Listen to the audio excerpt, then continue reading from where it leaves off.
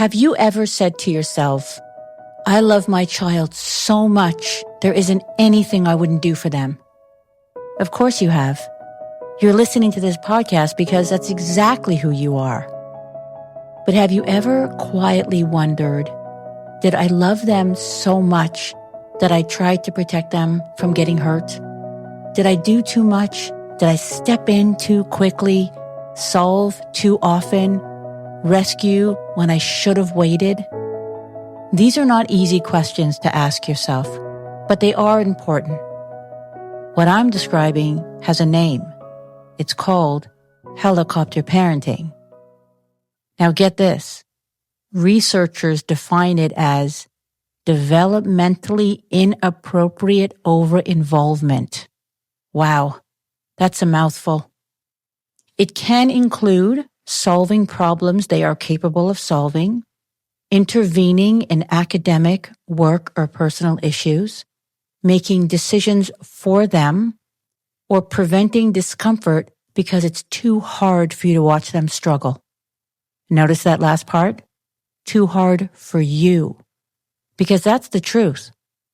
A lot of overparenting isn't really about the child. It's about the parent's own anxiety, their own need to fix, to comfort, to feel useful. And that's completely human. But it does come at a cost. When we step in, before our kids have the chance to figure things out, even struggle, we unintentionally affect their resilience, their problem-solving abilities, their hardiness, and their self-confidence. We limited their growth because we believed we were helping them. Now, before you go off and have a mini guilt trip, I want to tell you that every loving parent has done this at some point in their life. The difference is this. As some kids get older, they start pushing back.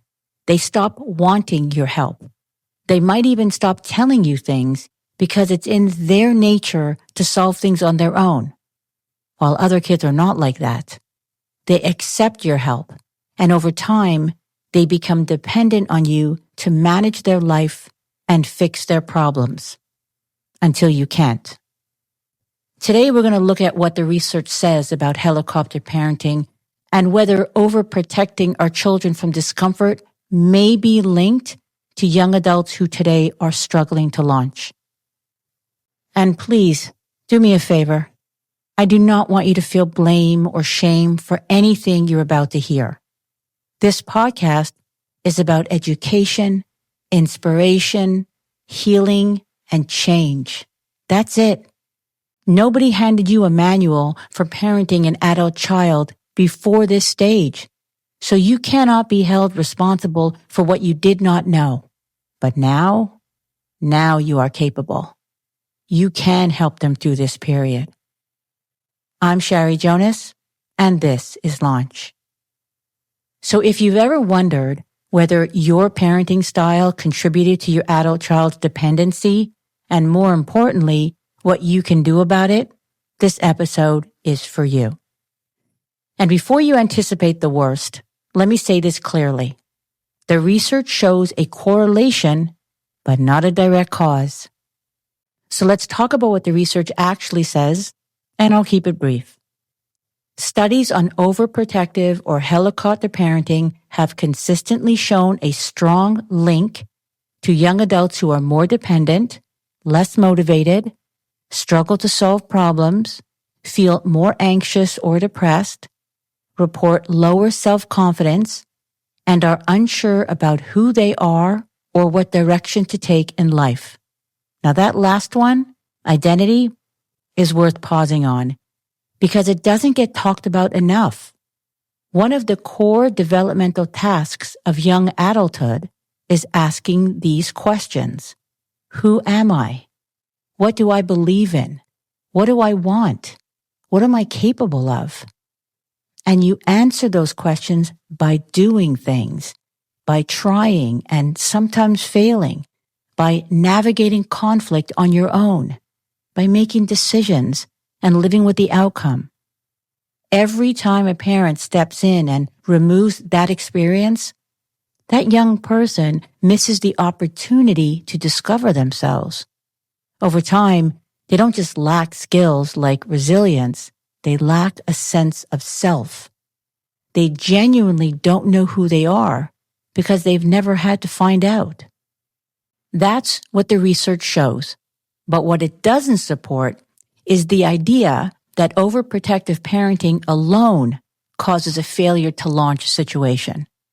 It's almost always a combination of factors, such as anxiety disorders, ADHD, clinical depression, learning differences or disabilities, trauma, temperament, economic pressures, social isolation, addiction, and the changing landscape of adulthood.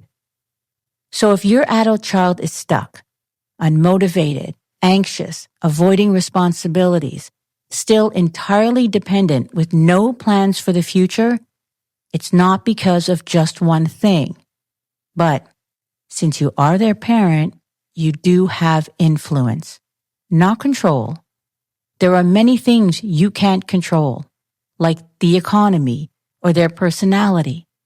But what you can control is how you respond. Here are a few simple changes you can begin today. Redefine what adulthood looks like in your home. Adulthood means responsibility, contribution, active participation in the household. It means carrying their weight and not simply receiving your support. Start expecting more. They're adults. They're capable. If you've let things slide for too long, that ends now. Stop enabling. Stop rescuing. Now, this is not about punishment.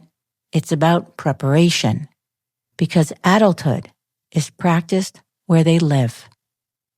So you see, this episode was never about blame. It's about change. Because you can't rewrite the past, but you can parent differently starting now. This is an opportunity for you to understand your adult child, to strengthen your relationship, and help them to discover themselves.